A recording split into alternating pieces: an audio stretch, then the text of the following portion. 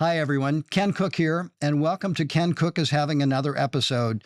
This episode is close to my heart for a couple of reasons, mostly because I got to sit down in person in real life with my dear friend, personal hero, entrepreneur, inventor, business person, environmentalist par excellence, and mom, Shazi Visram.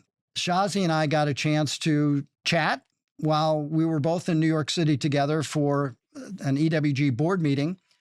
And Shazi has been on our board for quite a few years. Enjoy our in-person episode, or as I like to say, live from New York, it's Ken Cook is Having Another Episode.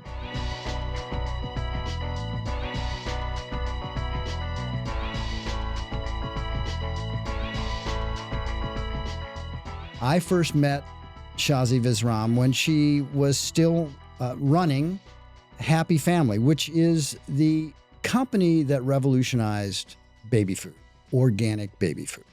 Before she came along, it was a rounding error in some companies off to the side, but she turned it into a company that brought organic baby food to the mass market. And there's no more important time to have food that's perfectly healthy, free of pesticides, free of other toxic chemicals than those early years. And so she did. Then, in addition to that, she started HealthyBaby, which is now another revolutionary company that is making a wide range of products, all of which are EWG verified. I happen to like the deodorant personally, even though I don't have baby skin.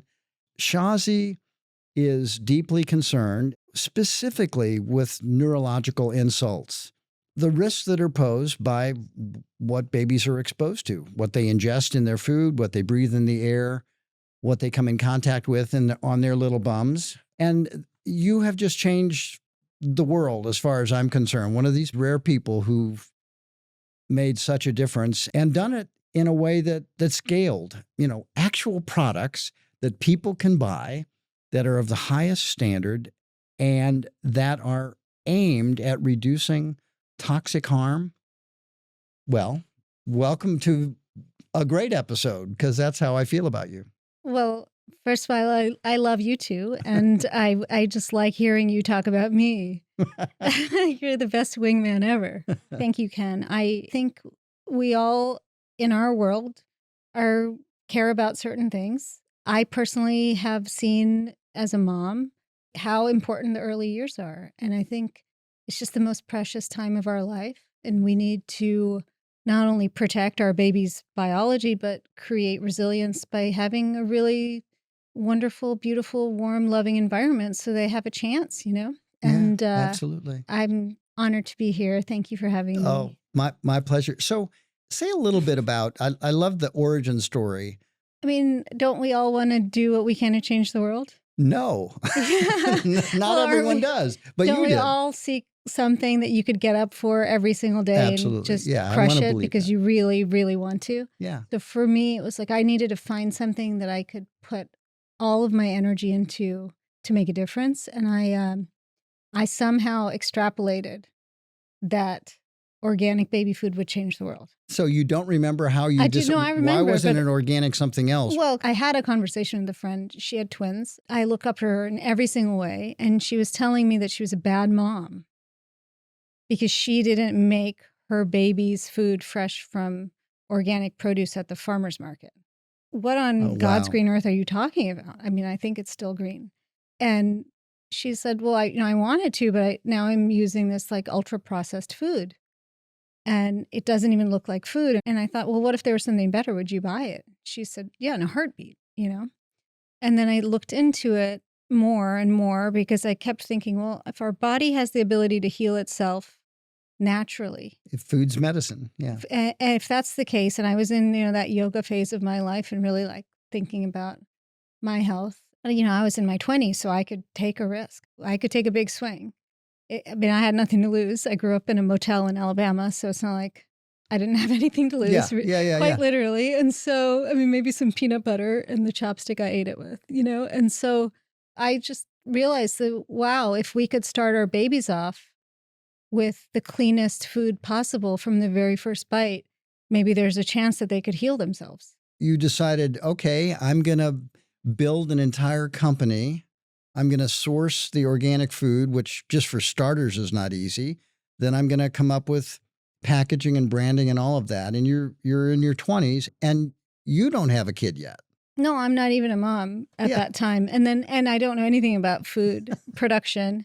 Well, natural fit then, yeah. And microbiology and all the things that one needs to know. But I did know that you can surround yourself with people who are way smarter than you in every single facet, but you can't sort of reproduce passion. I really believed in the mission. And when I looked around, I thought, wait a second, nobody's doing this in a compelling way to make people realize that they should start their babies off on organic food. I mean, it just seems so basic now. It does. But at that point, it wasn't. And then I knew I could make something better. I knew I could. So when did you know that it was really going to work? That not only could you make the products, but that it was going to scale. It was going to come into the marketplace. And it blew up, right? Pretty much right away. No, No? I mean, How long it did sounds it like take? it did. Well, so that conversation happened in 2003 with my friend. Yeah. I started the business plan in 2004. We didn't launch until 2006. We started with frozen organic baby food. It was the closest thing to homemade that you could get. Yeah. That was 2006. I don't think we really did much until 2010. And then we found a new format that really resonated with parents and babies, because what I learned is that if you make something easier that is better and healthier, then a parent will adopt it. But it's really difficult to change their behavior. But if you make it easier for them, Sure. and every baby, deserves the best, and every parent wants the absolute best for their baby, but they want it to be convenient. Yeah, I mean, we grew like a rocket, and it was hard to keep up with, honestly. Yeah, no, I remember you struggling with, finding ingredients that you felt had integrity and obviously produced organically. When was it that you sort of realized that you had a tiger by the tail and that this was, it was going into mainstream grocery stores, thousands of stores? And when did that really hit? It's funny, like my dad saw me on the Super Bowl pregame in an Amex commercial, holding my baby up. For him to see me, he's an immigrant in Alabama, seeing their daughter on TV, it makes you feel like something's happening, right? Yeah. They would only watch Fox News otherwise. Being honest, and it's Alabama. I don't know, when you're an entrepreneur and you're trying to make something, it's never enough. And then when it gets to be something worth protecting, you're worried about losing it. And then you're thinking bigger again about what do we do to make this solid and last forever. I want it to be iconic. I want it to be meaningful. And, yeah, of course. And a platform for change. It wasn't just about baby food. It was about this whole new enlightened way of living. Yeah, of course. I don't remember exactly when we first met, but it was way back in the mid-teens, do you think? Is that right? I think we first met Earlier? in 2011. Yeah, okay. But starting in 2007, I used to hand out these little wallet cards of the Clean 15 and the Dirty Dozen. The EWG. So I've always been a fan of yours. Yeah. I mean, you're my hero and the legend. And it was a card that we would print out and share with people so that if you were struggling with affording organic, hey, these are clean ones, and here's the ones that you really do need to focus on buying organic for your family. And that was my introduction to your work and the work of EWG. So what were the hardest ingredients to source for your baby food?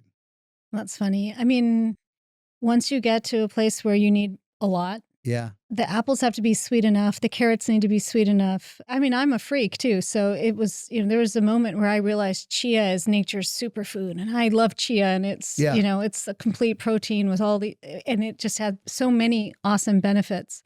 And it wasn't just chia. I needed salba chia. It was a certain kind of chia that was more consistently nutritionally available, and I think being a founder and a freak like that is probably hard for ops to deal with.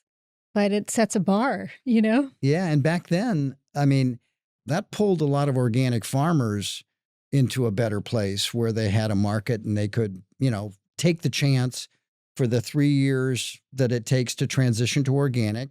During those 3 years, you're only selling to the conventional market, even though you've given up pesticides and all the rest. You're following the organic rules, but you don't get organic prices for your crop.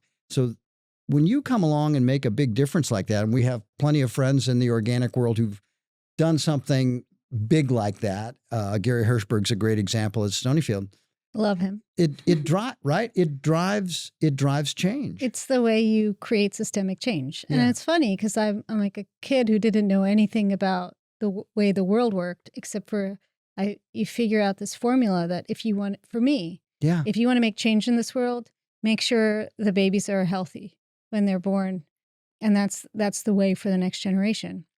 Now I realize too, we have to focus on moms and maternal health. Yes, that's right. And the dads are there too. It's just this whole holistic way of realizing that if we want to get healthy and strong and be able to quite literally heal ourselves, keep our bodies safe, strong. Of course. That's the place. That's the time. It's just so monumental of a time. Yeah. If you miss that window, you've missed an opportunity for maybe lifelong health or the opposite. And our first report at EWG was pesticides in baby food, right? In 1993. 10 years before I had this brilliant idea, you had it already. Well, there were a lot of people who had it, and we published that report. And I remember it was our first press conference as Environmental Working Group. And Marion Burroughs from the New York Times raised her hand, first question. And she said, "What is this Environmental Working Group?" So I immediately thought, well, I probably need to back up here a little bit and explain to the world what we're doing. But what we were at that time doing is we were trying to make the case that kids eating regular food with the regular amounts of pesticide in it would get a big part of their full lifetime dose, for example, of carcinogens by the time they were age 5, because the fruits and vegetables that were grown conventionally had carcinogens in them, neurotoxins in them, and so forth, that we weren't regulating pesticides for little kids, for the most vulnerable, the ones growing the most quickly. And we talked to Phil Landrigan about this on the podcast a while back. We were regulating it for, 170-pound white men. How much pesticide can they take before we worry about it? And that was a lot more than you could give to a little kid. Well, and I mean, you are what you eat. And when you are a baby, you literally become what you eat. Yeah. So quickly. Very quickly. And your brain is developing during that time, which was like sort of my second lesson in life. Yeah. Let's talk about your deep connection and abiding concern with healthy brains, with kids that can thrive, have their best chance to thrive because they're not exposed to toxic chemicals. And you have obviously it's personal, as we've talked about many times. It's personal, yes, but it's becoming the way the world works. And I think we as a society have to accept that we're going to have neurological differences in our population and become more kind, loving, and so many positive things can come from it. Yes. I have a son who has very severe autism. It's not a little, and it's considered a neurological disorder. And as a parent, when you get this diagnosis and you don't know, and it's now 1 in 36 babies born in the U.S. Yeah. And Zane, my son was 2. And I mean, you'd think, well, why on God's green earth would you ever sell HealthyBaby? It's the coolest business ever. It's a beautiful brand. You're making a difference. You're like at the White House. You're having dinner with Obama. I mean, it's cool. It was really like a special time. But in the background, my baby was born, and my baby has a diagnosis. And at the time, and there still is no consensus, right, on what causes autism. But if you look at our world, you don't go from 1 in 10,000 or 1 in 2,000 to 1 in 36 without considering our environment. Yeah, we're not evolving. No, and then, I kind of know a few things because I've been around the block in terms of understanding organic and pesticides and the chemicals used to make them and what they could do to a developing brain and body. And here I am, the mom of, a baby who runs an organic baby food company. And I just absolutely, I freaked out. I felt like the world was completely, disorganized. And how am I going to help him? Yeah. It's been a long, hard road. That was 12 years ago. And Zane is now 14, and he started talking when he was 8. And we've had a real journey, and I think it will be an everlasting journey. And then I look around, and I have done a ton of research, and I'm not a doctor. I'm not a scientific expert. I'm just a mom that's very well informed. There are so many potential things that we could do better for maternal and infant health to improve our neurological outcomes. Yeah. And now I know so many of them. And I didn't want to start HealthyBaby necessarily. It's not like I'm not here to sell diapers. Yeah. But I'm here to talk about how we can improve the time our baby is in diapers. It happens to be the first 3 years of life when their brain's developing. Yeah. And I also saw a better way to make them. So you sell your first amazing company, and then instead of just being on the beach, kicking back, you decide, well, now I'm going to do it all over again. And we worked, closely together because your whole product line is EWG Verified, which is, I think the technical term is pain in the ass to do. A pain in the ass, very expensive. What are some of the other underappreciated, under-acknowledged, people actually think you're scamming them by putting a new icon on a package because there's so many, icons today. But the thing about EWG is like once you know, you can't unknow. Once you've seen some of the things and read some of the reports, you can't unread them. Yeah. And frankly, if you know there's a better way to make something, why would you not go the distance if you're going to start something new?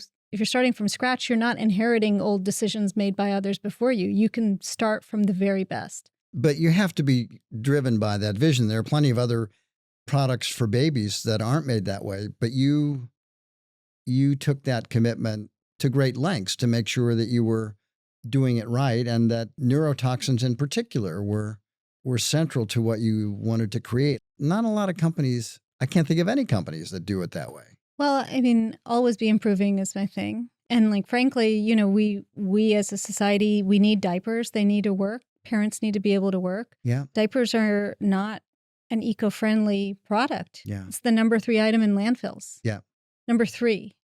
And if someone doesn't take on how do you make a diaper that works, but then doesn't contribute to harming the earth, that has to happen for us to have a brighter future. Yeah. So for me, once you decide, oh, well, that's a given, then you have to make it.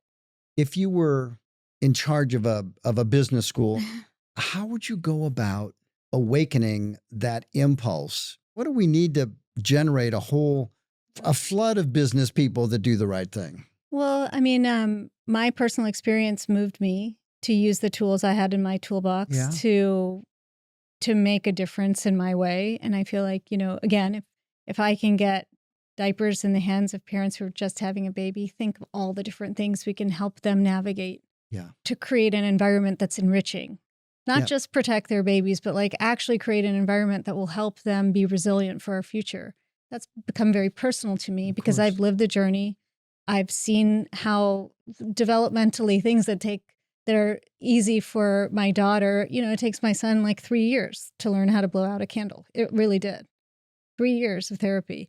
It becomes personal to you, and then you want to share it with other people because I've now had a daughter and I applied a lot of that knowledge to having her, and I feel like, became far more enlightened as a result. And so, answer your question the long way, which I usually do, is I think when public health becomes personal, or when the matters that we care about, our environment, our world, clean food, getting plastics away from us, because we're eating a plastic bag of plastic every single month unintentionally, then you've got to do something about it. And the thing is, the reason why there's potential for the movement's happening is because it has to happen.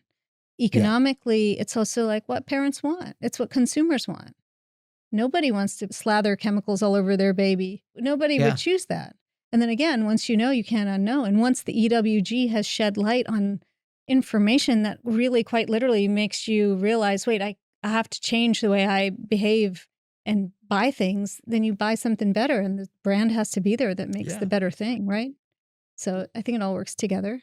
So are you experiencing in the world of business with your colleagues that this is happening at a encouraging scale, or more and more people trying to do this? Is it about the same? Yes. Is it? Yeah, it's happening, right? I don't think anybody's going to start a business today to make a product. I mean, look, there are going to be some that start businesses as a gimmick to do a one-hit wonder. Yeah. I don't know, let's make the Snuggie. But I think really, if you're going to make something, you go at it with, how do I make this the very best? Yeah. And I do really think that Gen Z and the Alpha Gen expect it. Yeah. And they expect us to be the company in my head that I want us to be. And that might not be, that doesn't match old corporate America. It's a very different place. And I think young people who are starting businesses want to make the world a better place. I think it's part of their ethos. That's one of the beauties of social media is people do celebrate helping each other and making a difference and doing better things. I don't know. I'm an optimist, but I know that new technology and solutions are around every single corner once you start looking for them. Yeah. I don't think it's an accident that this ethos is catching on as women are founding and running companies in greater numbers. What do you think about that? I think we might be underselling the men of the next generation, honestly. Okay. I think the men of an older generation, they're different than the men I know, to the young men I know today. Yeah. I know a lot of really super engaged dads that are right there talking about which diapers to choose. I get emails from dads about like, well, why did you choose this substrate for blah, blah, blah? And I'm like, there is an answer and I will tell you, but I'm amazed that it's a dad asking the question. So women running companies, I mean, traditionally women run businesses from a VC standpoint are super underfunded. I think it's only 3% of VC capital goes to women-led ventures. Yet the return is typically, I believe it's like 5 times higher on average. So, it makes sense to invest in women. And I'm an investor and I invest in women probably a lot more, but not because they're women, but because I like what they're doing. Yeah, that's where the intersection is, the ideas and the drive and the passion. I do think there's a creativity there that comes from the human experience that hasn't been seen in the marketplace and in products. Somebody who is like 60 years old and a man who inherited a tampon factory that was designed. I mean, someone designed the line to make tampons look the way they did whenever they created the business to make a lot of money on this new marketplace. That guy doesn't know how to change the design. Yeah. Wait until you're a woman and you get to use these things and you realize, hey, wait, I can make something better that actually works for me and my body because I understand it. I think that's why you're seeing women step into a creator role. Yeah. I feel like my whole business is based on my 2 children and the experience I've had with them. And, 80% of the EWG audience, which is, it's a large footprint online, is women. It's always been the case that we've connected with women in much greater numbers than men. Certainly in my organization, lots of women who are leading it within EWG, but just in the environmental movement generally, we are led more often than not by women.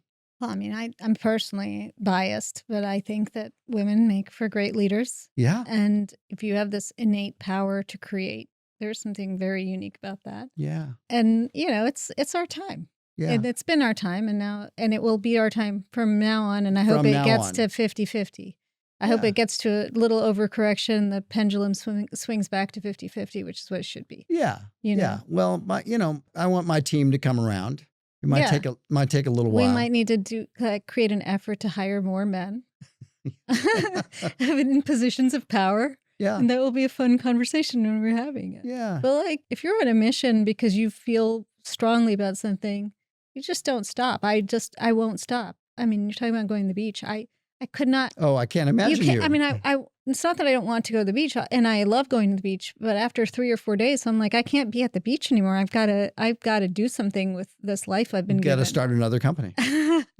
Maybe I do have this idea, but no, well, my experience in life is constantly inspiring me. Let's just say, but yeah, I just want to make things. I'm creative, and I think women are creative. It's not easy to make stuff and sell it, right? And with all of the expectations, all the market forces, really all the other, and to be able to, as you have done, first with baby food, and now with a whole range of products for babies and moms and dads, it's just pretty extraordinary. It's risk taking. when people used to ask me, what do you feed your kid or what do you put on your body? I increasingly thought, well, I would like to know what EWG thinks. Yeah. And we weren't thinking about it until, we really focused on the marketplace and thought, maybe there's another way to drive change than we used to think of it as environmentalists, which was get information out there, take it to Capitol Hill, pass a law, get regulations out the door. That's how you do it. Now, if a young person comes to me and says, hey, I want to work on environmental stuff. I'm just finishing school. What should I do? I'm like, have you thought about an MBA? Have you thought about going to the private sector? Because it can go faster and deeper if you do that and have an impact exist into the future. I think what you're saying, which it just all gels, is that the movement is happening because consumers are speaking up with the choices they're making. Yeah. And the demand is there. So then it is really hard to make products to satisfy such a discerning, the new mom and dad. Like, I just never want to let the new mom and dad down. I take it personally. If something from a performance standpoint, I want it to be the best. And I know we're not perfect. Nobody's perfect. And we are a brand that really cares about changing the world by changing diapers.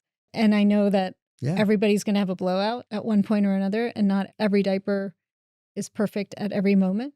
So it is hard because you go out there saying, like, I want to change the way parents are interacting with their babies during the time they're in diapers.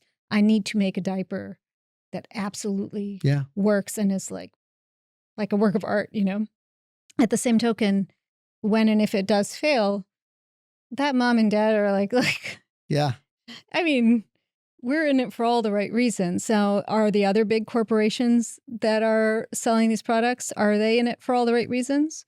And I feel like that's the heart of it. That's the difference. Yeah. That's why you would tell, that young person in your life, go get an MBA and make it happen, figure it out. The game is changing, play the game. Like it used to be, to become wealthy and successful and rich, whatever, you had to be a killer. And I think now there is a way to get there and you don't have to kill anybody. Yeah, you actually can be a healer. You can actually be a healer. And that is cool. That's what I want. Yeah, of course. That's what you want. That's what I want for my daughter to do. It's funny and you're on the EWG board, so you know this well. We almost never start working on an issue.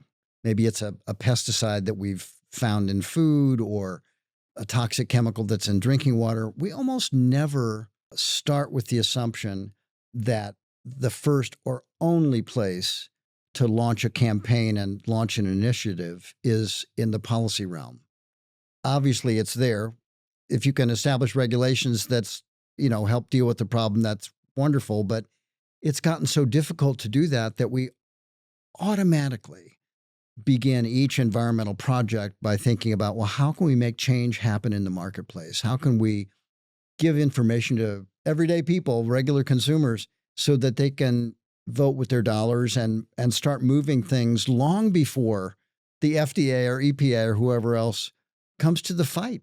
It's been a thrill for me to see that happen, but it's a very different kind of environmentalism. It's not that markets solve all the problems, but we find ourselves starting there and then building the policy piece next rather than trying to get the policy passed, which can take a generation. Well, the beauty of it, Ken, is that EWG has old school principles and is applying like new school learning to how they get the word out.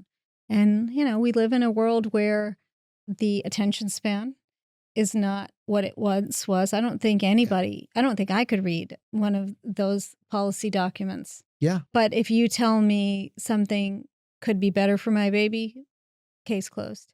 Yeah. If you say it to me that way, that's what I want, and you're giving it to me in the format that I want it or where I am. And not judging during too much, the moment, giving people options. And giving them like love and joy and hope and a solution to the thing they're worried about. That's why the EWG Healthy Living app is like the app.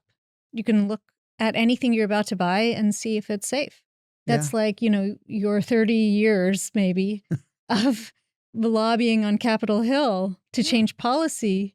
It's like it happens in a moment for someone checking, hey, is that diaper safe to put my baby in for 3 years, while they're developing? Yeah. And boom, I look at the app and it says, yes, there's HealthyBaby. I'm happy.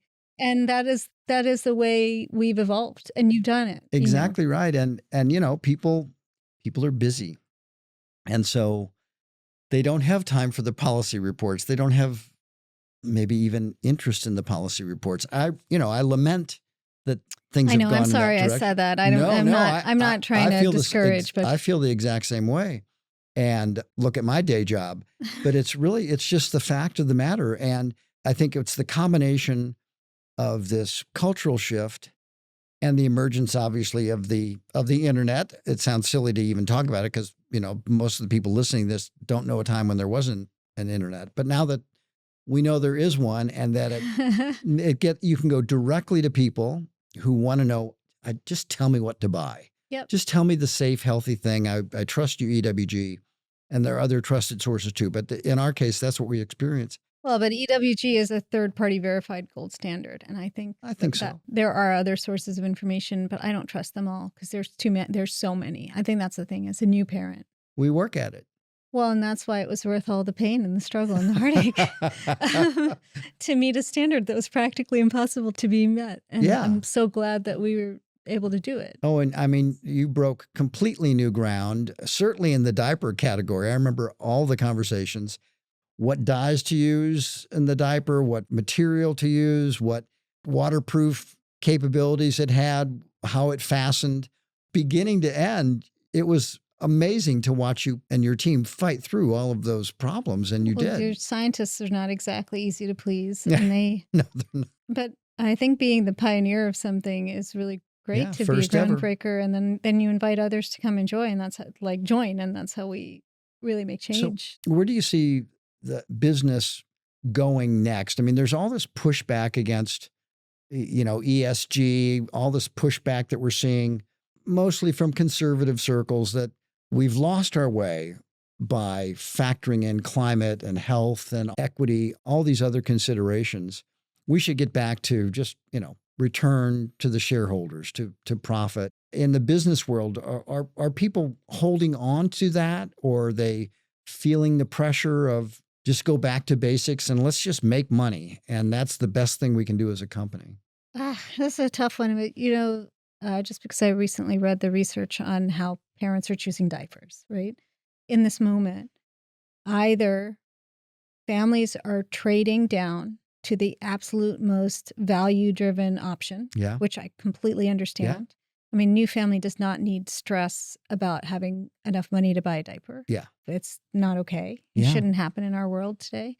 And then on the other side of that, consumers are choosing, very premium options. So there's this middle ground is kind of going away. So you're either going super value or you're going super premium. And to me, the new premium for products is health. So if that's my North Star, and I'm saying, well, what I think as a shareholder in a company, right, or owner of a company, if health is our mission, then it has to be sold at a premium, because there is a portion of the population who wants to trade up to get something healthy. And you're talking about male infertility increases, I think, 1% every year. Yeah. This is where I crossed my legs during the conversation, but go on. Well, why would you put a baby whose little body is developing in a diaper 24/7 for 3.5 years that have endocrine disruptors in the diaper? And that's just the way they've been. I mean, it's like one thing when you don't know. Once you know, I mean, we have to take it out. So how do you prioritize, people and purpose over profit? I don't think you have to give up on all three. I think you take a hit in the beginning when you're educating, because it's hard and you're cutting through the noise, and you need to get people to understand. And then, you know what? Like when I first started this business, autism was 1 in 68. And then the next year, the number went to 1 in 59. And then 2 years later, it went to 1 in 44. And then last year, it went to 1 in 36. And I'm talking about CDC stats.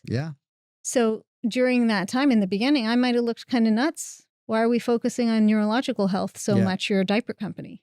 Doesn't seem that nuts now. Or, in 2003, that's nuts. Why are you focusing on organic baby food? Well, does it seem nuts now? I mean, it's like you see a future, you know what parents are going to need in the future, and you make it for them. I don't think you have to give up on profit. It's there. It's just not easy. It's not easy to start. It's not easy. And you've done it again and again and again with 2 companies and multiple products. What would you tell someone who's, maybe just about to finish their graduate training, getting a master's in business administration, or just coming out of undergrad and maybe has an interest in doing good, but also working in the private sector? What field of, health and sustainability would you pick if you had to pick one other than the 2 where you've started companies? Brain health, planetary health. Yeah. To me, that's the future of what we need to ensure is safe. I still think I would today, but even as like a 25-year-old, I think that's the. Yeah. But I also think you don't have to have an MBA to start a business. I don't care who you are, you can always be learning. And there are great brands and companies and businesses to work for while you're figuring it out. I think of starting HealthyBaby. I think of HealthyBaby as my first MBA, honestly, even though I had one. Yeah.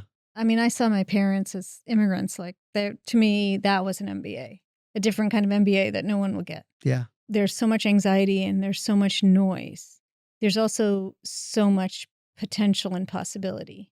And I think it takes a minute. You have to figure out who you are and what makes you tick and what you're going to get out of bed for every single day. And it might take you years to figure that out by bouncing around to different businesses or companies or nonprofits to learn what you are and who that is. I think what these moments hit you and it's like, I've got to do this. Yeah. I have to make this happen because I know it will make a difference. And boom. Well, that I think might be the last word, but thank you for your decades of leadership and commitment and risk-taking. That really does separate people, it seems to me, someone who's willing to. But you are that. It's not risk-taking, I think, when you're a visionary. Not that I am saying I am, but sometimes I feel like I have an ability to see the future. So it's not risky. It's just. I just can see what it's going to be. And then I'm thinking, okay, well, what do we need to do to make that better? And you are a real visionary. You are, but and then it's not risk taking. It's looking at data points and recognizing, wait a second, there's something here we need to think about. We need to do just a little bit more investigative research. We need to just get some labs on this. We need to understand. And the second you do that, I don't know that it's risk taking. It's just, it's time consuming. It is for sure. It's hard when other people around you don't see the thing you see. Yeah. People around you they want to make it happen. Yeah. It's fun to have a team.